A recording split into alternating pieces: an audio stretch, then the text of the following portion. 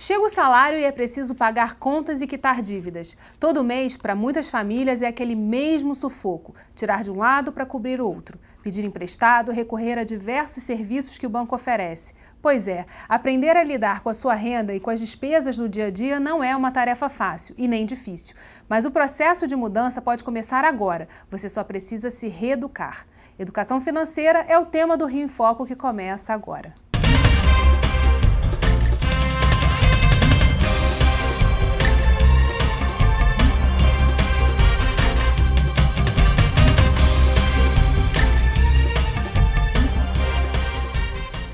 O Rio em Foco recebe o Superintendente de Proteção e Orientação aos Investidores da Comissão de Valores Mobiliários, CVM, José Alexandre Vasco, e o analista do Banco Central, Luiz Eduardo Carvalho. A educação financeira é mais do que economizar ou cortar gastos e abrir uma poupança. É encontrar equilíbrio entre o que é essencial para a sua vida e o que é supérfluo. Você pode, dentro do seu orçamento, viver bem se conhecer quais são os seus gastos reais, estabelecendo objetivos e eliminando dívidas. E isso pode começar desde cedo. Quem pensa que controlar o orçamento financeiro é tarefa de gente grande se enganou. A educação financeira começa desde cedo, com jovens que estão planejando a carreira e a busca do primeiro salário. Esse ano, a Comissão de Valores Mobiliários, CVM, lançou o segundo concurso cultural Meu Pé de Meia, com o tema Orçamento Doméstico para sensibilizar esses adolescentes e estimular o uso consciente do seu dinheiro. O evento, que aconteceu na Biblioteca Parque Estadual do Rio de Janeiro, contou com um show de stand-up do consultor financeiro Fly. Consultor financeiro? Isso mesmo que você ouviu. Fly foi de empacotador de supermercado a dançarino de sucesso. Passou a vida inteira acumulando dívidas porque não sabia como aplicar o seu dinheiro. Hoje, ele aprendeu a lição e ensina outras pessoas a administrarem melhor a renda que possuem. Primeira coisa, você tem que dizer para você mesmo: eu estou endividado e não quero mais isso para a minha vida. Você tem que acreditar que tudo que tu está passando nesse momento é culpa sua. Mas da mesma forma que a culpa é sua, eu não culpo. Por quê? Você não tem a educação financeira. Ninguém ensinou isso pra gente. Entendeu isso? Acreditou que você precisa sair do endividamento? Ok. Agora pegue todas essas informações sobre as dívidas e coloque ou num papel ou numa planilha e vai um dia após o outro. Não queira sair da dívida da noite para o dia. Eu comparo o endividamento ou superendividamento, pode parecer grosso que eu vou falar, a um câncer. Um câncer financeiro. E câncer, existe duas saídas. Ou você corta o mal antes que contamine mais ainda, ou você trata com quimioterapia. A quimioterapia do endividamento é um dia após o outro. Demorei 4 anos para sair de todas as minhas dívidas, então mantenha calma.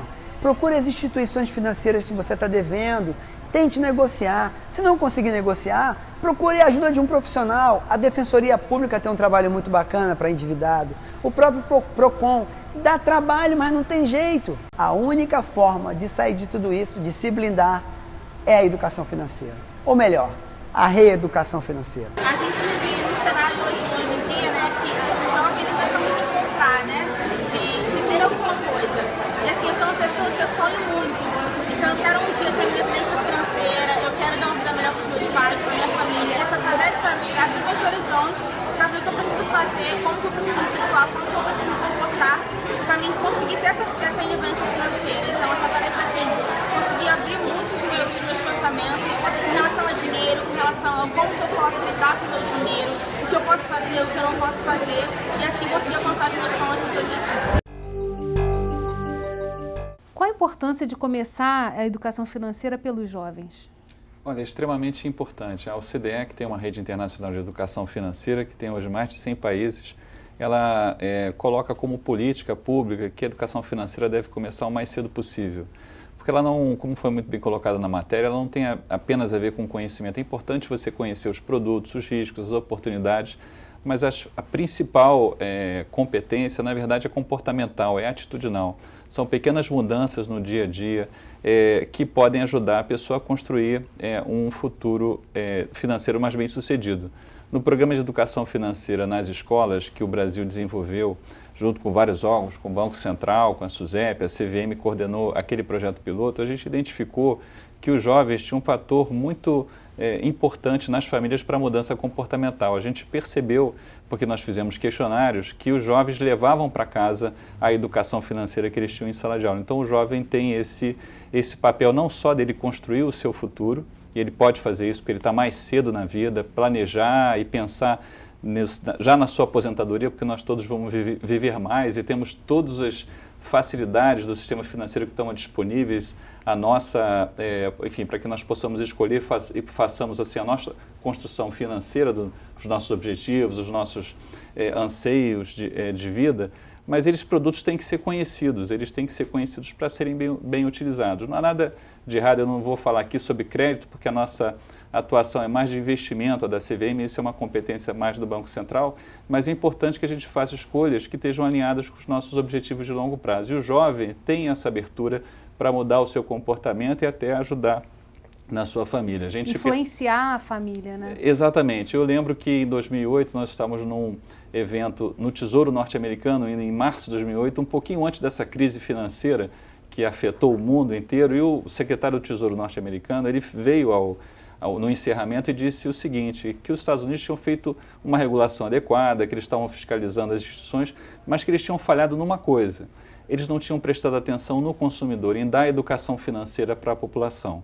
E, portanto, parte como resultado dessas escolhas maciças, que não estavam adequadas aos objetivos desses consumidores, isso tudo contribuiu, se não para disparar, mas certamente para agravar o impacto social da crise, que é muito grande. Quando uma família está com as suas finanças em desordem, na verdade ela perde o controle sobre a sua autonomia, ela perde o controle sobre a condução da sua vida e passa esse controle para uma outra situação, para uma situação sobre a qual ela não tem controle muitas vezes. E é muito difícil voltar a ter equilíbrio financeiro. Isso exige um comportamento de longo prazo. Por isso, é extremamente importante que todos os órgãos públicos e a sociedade como um todo investam na educação financeira, e especialmente o jovem. Um último comentário, o G20, que reúne os 20 maiores economias do mundo, em 2013 decidiu que seriam estabelecidos quais os conteúdos de educação financeira que deveriam ser ensinados no mundo.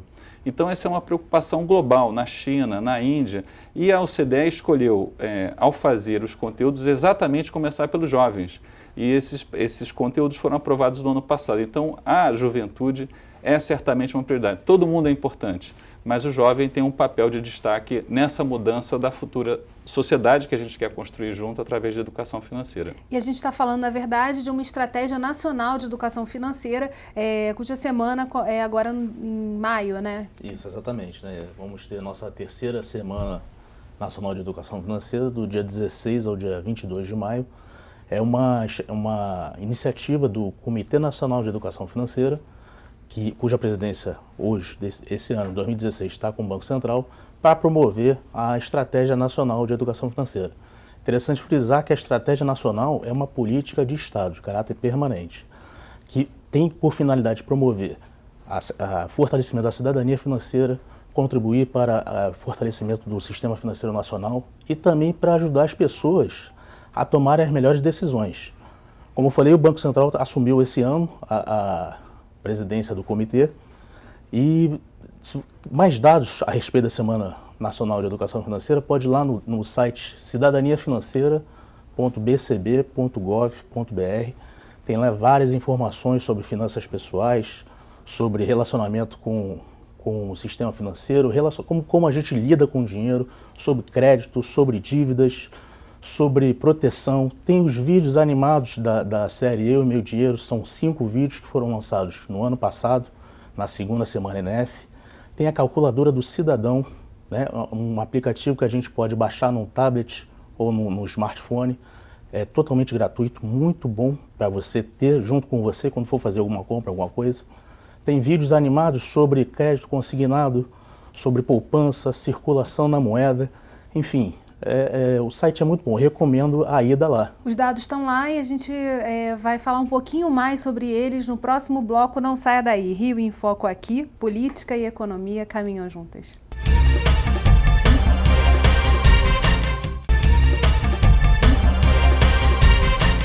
O O Rio em Foco recebe José Alexandre Vasco e Luiz Eduardo Carvalho. Sentar com a família para definir gastos e o que pode ser economizado é importante passo para começar a se reeducar e atingir a maturidade financeira. A gente apresenta um dos vídeos da série Eu e Meu Dinheiro, que explica como podemos definir prioridades de acordo com a nossa renda. Como é que eu vou fazer? Eu botei tudo na ponta do lápis aqui e não tem saída. Seu Vinícius, o senhor ganha 10 vezes mais do que eu? Vai dizer que não dá? Se dá pra mim, dá pra vocês também. Quer ver como? Claro que eu quero ver. Então passa pra lá. Senta ali, senta ali. Pega aqui, dona Suzana, deixa eu dar uma olhadinha nessas contas. E, crianças, larguem esses brinquedos e venham pra cá. Giovana, Matheus, tô ouvindo a Aninha, venham. O que tá acontecendo? Teu pai. Ele quer vender o piano ou dispensar a Aninha pra controlar o orçamento aqui de casa. Mas eu não vivo sem a comida da Aninha. Melhor vender o piano. Ai, pai, vendeu o piano? Esse piano não paga nem 6 meses do salário da Aninha. Giovana, R$320 de conta de celular? Mas isso é mais que a conta do meu mercado. É mesmo, Aninha? Mas é que todo mundo no meu colégio tem pós-pago. Eu vou trocar por um pré-pago.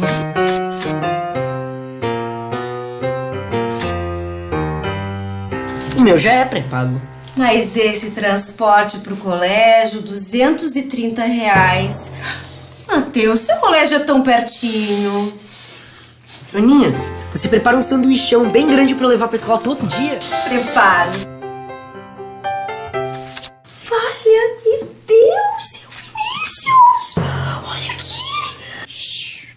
É a parcela do carro. Seu Vinícius, nós vamos ter que dar um jeito nisso aqui. Mas eu não posso ficar sem o carrinho. Mas pode comprar o mais baratinho.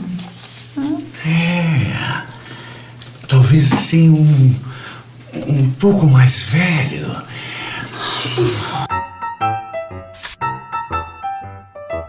E feira agora vai ter sempre Aninha ao lado de Suzana.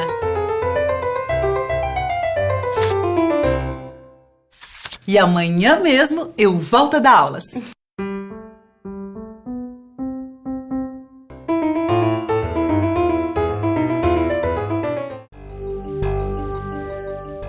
Parece muito simples, né? Mas é um processo, não começa, não é imediata a decisão sobre o que cortar. O orçamento viu ali que tem um problema naquela família, né? Que a empregada doméstica teve que voltar para ensinar a família a fazer o orçamento. Então tem ali uma dificuldade de diferenciar necessidade de desejo, né? Quando uma família não consegue diferenciar necessidade de desejo, ela nunca vai conseguir atingir o equilíbrio financeiro, é o que estava acontecendo ali. E a gente está falando de um caso que não é particular, né? Não é uma história incomum. Dados da Pesquisa Nacional de Endividamento e Inadimplência do Consumidor apontam que em janeiro o número de famílias inadimplentes chegou a 62%, que é um número muito alto, né? E isso também que significa que as pessoas estão poupando pouco, né? Nos últimos anos, o Brasil, apesar do crescimento da renda e a redução da desigualdade social, que são conquistas importantes, 40 milhões de pessoas alcançaram a classe média, portanto, a nível médio de renda, e poderiam, portanto, ter um pouco mais de estabilidade e planejar o seu futuro. A gente percebeu uma redução grande na taxa média doméstica de poupança do país, né?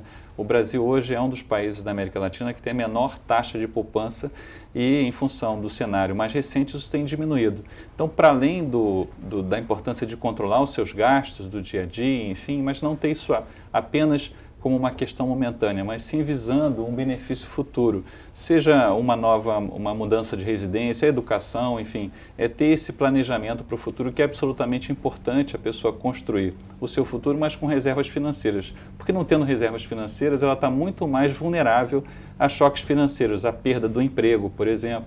A gente sabe que tem uma pesquisa internacional, e recentemente foi feita nos Estados Unidos, quantos meses eu consigo viver sem renda, se hoje eu perdesse a minha renda. E esses números vêm caindo. No Brasil, os números são baixos, a gente não tem uma avaliação oficial, mas nos Estados Unidos tem um instituto que faz essa comparação e tem percebido que mesmo nos Estados Unidos, que é uma sociedade, enfim, de alta renda, cada vez as pessoas viveriam menos tempo sem ter grandes problemas financeiros se elas perdessem o emprego ou fossem submetidas a um grande choque. Então, essa importância de planejar, de ter uma visão de longo prazo, ela é absolutamente fundamental. Não sei se você concorda. Concordo plenamente. E apenas voltando ao vídeo, você falou em choque. O que a Aninha fez com a família foi um choque de realidade, né? Ela chamou a família inteira, inclusive os jovens, para ver que tinha alguma coisa de errado ali. E a mãe, né, resolveu aumentar a renda extra dando aulas de piano. Isso é uma outra solução para sair do endividamento também. É uma outra solução. Eu queria só que a gente contextualizasse, assim, a gente está falando de uma estratégia nacional de educação financeira, de algo que é uma preocupação no mundo inteiro e de questões comportamentais de uma família, quer dizer, de uma micro situação. Então, se vocês pudessem falar assim, um pouquinho para a gente, o que o endividamento das famílias, o que esse processo de não organização, de não planejamento financeiro impacta nas contas de um país? Bom, menos poupança, né, caderneta de poupança vai impactar no financiamento imobiliário, né? Esse é um exemplo que eu posso dar que veio à minha cabeça. Direto, né? Direto, exatamente. O país precisa de investimento. Nenhum país se desenvolve sem investimento. Sem uma sem uma poupança da população, o país vai depender cada vez mais de capitais externos.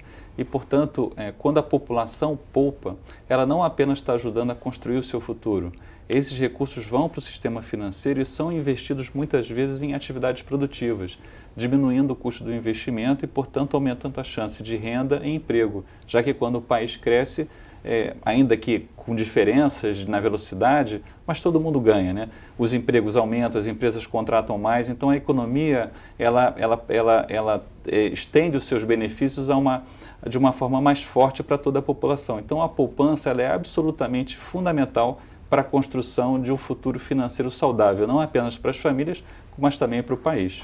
As consequências do endividamento são duas, basicamente, né? A financeira, clara, né? Você vai transferir renda para terceiros, né? Você vai se endividar mais. E a parte psicológica, né, da coisa, as restrições cadastrais, o cobrador na sua porta, né, você vai, nome no Serasa, no SPC, restrições de crédito, você vai consumir menos, a qualidade de vida vai piorar. Por mais que alguns achem que não liga para o endividamento, mais cedo ou mais tarde vai botar a cabeça no travesseiro e vai sentir que aquilo ali vai trazer problemas para você no futuro. E isso vai afetar a sua vida pessoal, a vida profissional, e aí naquele microambiente vai se proliferando e vai atingindo a economia como um todo, não tem jeito. A gente vai fazer um rápido intervalo e voltamos já. Rio em Foco aqui, política e economia caminham juntas.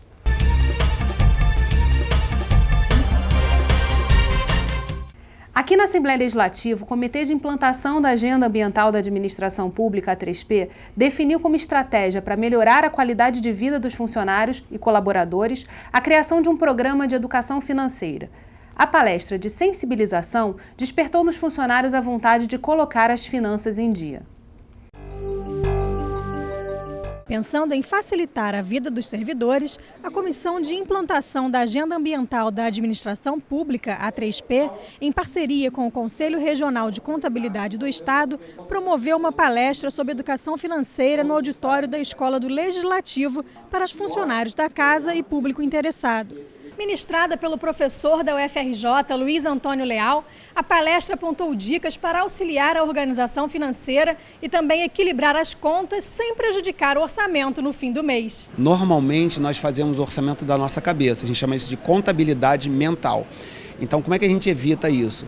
A gente deixa de fazer essas contas de cabeça e passa a fazer em papel, em planilha, em aplicativo e tudo mais. O problema é que a gente não pode depender dessa contabilidade mental para tomar decisão. Além de abordar temas como gestão de endividamento e processo orçamentário pessoal, a palestra também serviu para nortear os servidores a respeito de investimentos que devem ou não serem feitos e em como planejar as compras para evitar o desperdício. Ao final do encontro, os participantes foram orientados a responder um questionário a fim de traçar um perfil para desenvolver outras ações ao longo do ano na casa. A próxima proposta do Programa de Educação Financeira é oferecer na ELERJ um curso com 8 horas de duração. E aí a gente também tem uma ideia de trazer os outros órgãos que trabalham com esse tema no Brasil e no mundo, para também discutir qual a importância disso como um programa de governo, um programa nacional de educação financeira. A Escola Legislativa, junto com o Fórum, vão desenvolver esse programa de educação financeira que nós devemos ter, deve ser um exemplo para todas as repartições públicas, mas, sobretudo, para o setor educacional, né? Desde as nossas escolas municipais até as nossas escolas estaduais, porque uma das grandes dificuldades da nossa população é, dentro desse grau de dificuldade, de oscilação que é a economia brasileira, é não aprender desde cedo educação financeira. Eu vejo muitos funcionários que ganham até bons salários, muitas das vezes no consignado, muitas das vezes até casos esporádicos de agiotagem, né? Isso por falta de uma educação financeira, de uma padronização. Está de parabéns os departamentos da Alerj, a Escola Legislativa, o Fórum e todos aqueles que estão envolvidos em preparar os nossos funcionários para que eles possam se disciplinando, aprendendo a utilizar os recursos que têm, viverem melhor, darem uma vida melhor para suas famílias, poderem orientar seus filhos, poderem orientar seus netos. Eu acho super legal, vai contar com todo o meu apoio. O programa, que terá início em maio, prevê a realização de 4 encontros para debater orçamento, seguros, gestão do endividamento e ferramentas para o planejamento pessoal financeiro. Essa é uma questão muito sensível, principalmente aos servidores do Estado do Rio, e uma informação recente que a gente teve é que 85% dos servidores têm crédito consignado, quer dizer, estão de alguma forma pagando um pouco mais nesse processo. Isso é muito complicado e é muito sério, né? É verdade. Até a CVM, em 2011, firmou um convênio com o governo do Estado do Rio de Janeiro e com o Rio Previdência para instituir uma escola de educação financeira para o servidor público que hoje está aberta para toda a sociedade. E uma das motivações do Rio Previdência, quando nos procurou, foi justamente a questão do empréstimo consignado. A gente sabe que o Estado tem servidores que têm 19 empréstimos, a mesma pessoa tem 19. Então, quando ela consegue uma folga ali na sua margem consignável, ela vai lá e paga. Então, essa pessoa está permanentemente pagando juros em empréstimos que ela terá muita dificuldade de quitá-los. Então, é absolutamente fundamental esse tipo de iniciativa e eu acho que vocês estão de parabéns, porque muitas instituições fazem atividades pontuais, como uma palestra de sensibilização. Mas é claro que a mudança comportamental ela exige um pouco mais de tempo, né? Há pesquisas da psicologia social que acham que pessoas que têm comportamentos como, por exemplo, consumo compulsivo, elas levam até 18 meses para poderem mudar o seu comportamento através de um processo longo, né? Acho que não é o caso do endividamento especificamente, mas ao dividir uma atividade em várias oportunidades, é mais fácil construir essa mudança de atitude de comportamento que ao final vai levar a um resultado melhor para a população. O que é bem interessante é que essa mensagem que é passada desde o começo de que não há milagre e não é de uma hora para outra que você consegue reverter um costume, que na verdade é quase uma mania. Então, quais são as saídas que as pessoas normalmente recorrem, que elas já estão acostumadas e muitas vezes não são as melhores escolhas, né? Que ferramentas a gente tem disponíveis nos sites, nessa Estratégia Nacional de Educação Financeira, que estão à mão do cidadão, em que ele pode recorrer para pelo menos começar a ter uma ideia do que é essa educação financeira? Bom, os interessados na Semana ENEF, tem um site específico da Semana ENEF, www.semananef.gov.br. Lá você vai conseguir encontrar os eventos que estarão disponíveis na Semana ENEF, 16 a 22 de maio. No site cidadaniafinanceira.bcb.gov.br tem um curso online de gestão de finanças pessoais, um curso de 20 horas. A pessoa vai lá, se cadastra, vai receber uma senha no seu e-mail que vai te habilitar a acessar o ambiente de treinamento.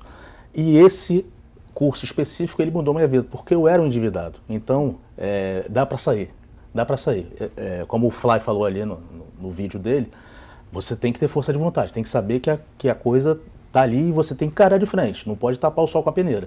Então o curso de gestão de finanças pessoais, ele é completo, 20 horas. Ainda tem o curso também sobre a série E Meu Dinheiro, se você quiser ser um multiplicador da série E Meu Dinheiro, no mesmo site, cidadaniafinanceira.bcb.gov.br, você é só se cadastrar e fazer o curso. O curso é muito bom, recomendo. Fora isso, tem vários aplicativos também que você pode colocar no celular para começar a tirar o orçamento da cabeça e botar no papel, né? E começar a ver para onde está indo esse dinheiro. A CVM tem o seu, acho que isso é importante, que é um esforço de toda a sociedade, né? A Estratégia Nacional de Educação Financeira reuniu os reguladores financeiros, 4 ministérios, 4 entidades do setor privado, além de toda a sociedade que pode participar voluntariamente. A Semana NF é uma das iniciativas. Para ter mais informações sobre a estratégia, porque além das questões de crédito e investimento, temos também outros produtos como seguros, quer dizer, tem essa preocupação de você criar uma cultura de prevenção, né? Se preparar para um choque, para uma situação em que você eventualmente pode ter ali um produto que vai te ajudar. Então, seguro, previdência, essas informações estão todas no site da Estratégia Nacional, que é www.vidaedinheiro.gov.br. É um site que não lembra assim exatamente educação financeira, porque ele partiu de uma observação que a gente fez no mundo, né, que todos os sites de estratégias nacionais, eles têm uma linguagem assim um pouco mais aberta ao público, né? Na Austrália, por exemplo, é entender do dinheiro, understanding money. Nos Estados Unidos é my money. Então a gente aqui pensou em vida e dinheiro porque a gente acha que o dinheiro, não como objetivo em si, mas ele é um meio para você construir a sua vida de acordo com os seus objetivos.